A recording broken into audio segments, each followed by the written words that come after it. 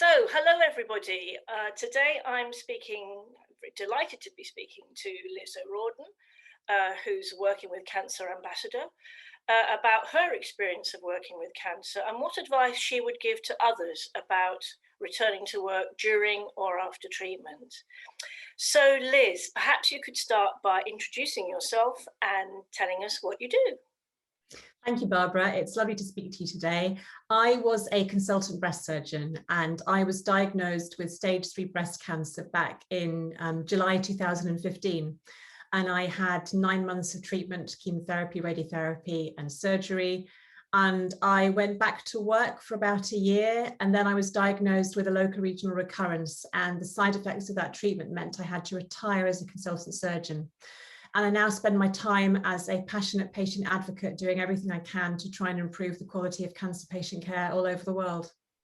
Brilliant, thank you very much. And what were and maybe still are the kind of main challenges you faced in managing your work and cancer, and how have you dealt with these? I think I was a bit different because I was a breast surgeon with breast cancer, and there was no way I could cope with dealing with work whilst I was having that treatment myself. And when I went to go back to work, I'd had a month off and I was struggling with the side effects of chemotherapy, as well as all the psychological aspects of dealing with your own cancer diagnosis. And I had a new line manager who didn't really know that cancer patients were disabled or what rights I was entitled to. And I had no idea what I was entitled to. And initially I was told, well, you can have 4-week phased return to work. And I thought, I've been off with my own cancer for a year, that's not enough. But I didn't know whether I could ask for more. And I just felt so alone and frightened and angry and afraid, thinking, is this really what it's like? Oh, yeah, very, very tough, I know. So, and from your own experience, what did your employer and your colleagues do or say that in these really difficult circumstances proved most helpful, and what was the least helpful, would you say? I think for me, I had to go and see if there was another way, and I contacted the British Medical Association to try and help support me ask for a longer return to work. And I found working with cancer through Googling. I spent about 3 desperate weeks and I suddenly found you, and I realized that I was disabled. I didn't realize that before. And I realized I could demand or ask my employers to make reasonable adjustments. And going back into the second meeting with that knowledge and with your advice was great, because I knew what I could ask for.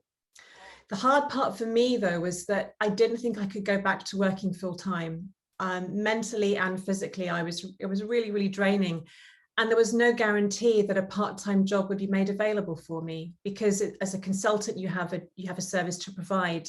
So that was a real challenge, knowing whether there would be a job for me. But it was because I'd written and spoken so widely about my cancer diagnosis, I assumed everybody knew. But a lot of the people I worked with had no idea what had happened to me. And I forgot that I looked very different. My hair was short, it was growing back after chemo. So there was that side of it. But I think it was also the people who knew I'd had cancer, they didn't know what to say. They didn't know how to treat me. They were very nervous about discussing cancer patients when I was in the room, not wanting to upset me. And it was how I had to learn to act so they wouldn't walk on eggshells around me and just treat me like a normal doctor, whereas inside I was wobbling. And I think it was having one person who knew what I was going through that I could say, I just need to take a moment, I'm having a wobble. Because you want the people to know that you can do your job, but inside it's really, really hard. Absolutely it is. So looking back and based on all you've learned from this, what do you think would be the top tips that you would pass on to other people in similar circumstances, Liz? I think there's a couple. I think you get so much information when you're diagnosed with cancer, as you know, and you take very little in. But I think somewhere in that beginning bump of stuff, you're told, now you have cancer, you're legally disabled, and you have rights when it comes back to work. Your employers have to make reasonable adjustments to allow you come back to cope with everything that you're dealing with having had cancer. So you can find that information when it's ready for you, because a lot of people want to work through treatment. And again, it's not just the practicalities of thinking. If you've had time off, having to think about things that matter is mentally exhausting, and you will be knackered, and you may need a day off to recover after a half day of work. I completely misjudged how tired I would feel. And it's working out what you want your colleagues to know and what you want your colleagues to ask you. Because I didn't want to talk about cancer every coffee break. I just wanted people to treat me as normal. And I think it's setting your own guidelines and not setting yourself up to failure, and realizing it may take some time to get back to where you were. Yeah, I think what's one of the things that people most underestimate is just the time it takes to not really get back to normal, but to use what's now become a bit of a cliche because of COVID, to Yeah. find your new version of normal. And looking more widely, Liz, because you know the world of health and medicine so well, are there any changes that you would like to see here in the UK to improve the ability of people to manage work and cancer better, and return to work if they wish to? Ideally, every employer would know that cancer patients are disabled and you have to make reasonable adjustments, and that metastatic patients can work for many, many years and often want to work. And for often, work is the one place where you don't have cancer. And it's to stop that discrimination, say, yes, okay, you can work part-time, you can change your hours. I will let you go to your scanning appointment without having to take a day of annual leave, because there are a lot of appointments and tests, and 1 in 2 of us are going to get cancer. And I think we need to really be aware and make it easier to cope. And I think cancer patients need to be encouraged and supported to know you're not alone, to know that there are people you can talk to say, God, did you feel like this? Is it normal to feel like this? Because when you're hiding it, it's really, really hard to keep up pretense and something is going to break. Yeah, that's so true, so true. So look, finally, Liz, thank you so much for talking to us today. Is there anything else you'd like to add, or that you feel is relevant or important for those listening to this interview today?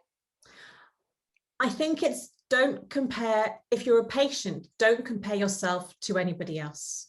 Because I've had patients who have worked all the way through chemotherapy, they've worked all the way through radiotherapy, they haven't dropped the ball, and I have no idea how they managed it. Whereas I couldn't get off the sofa during chemo, and you can compare yourself. Some people never want to work again, and it's the perfect chance to almost take a complete career break. So whatever you want to do is right for you. We just need to make sure that you are encouraged and empowered to do what you want. That's great advice. I think feeling encouraged and empowered and reassured that you can get your life back. Or you can completely change it. You may think, actually, I don't want to work, I cannot cope with work, and that's okay too.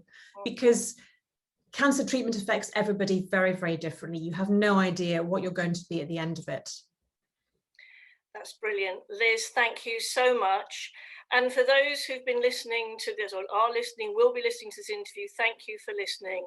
And if you'd like to find out a little bit more about working with cancer, do please contact us. You can contact us via our website at workingwithcancer.co.uk, or by contacting us at admin@workingwithcancer.co.uk, or by calling us on 07910 835 585.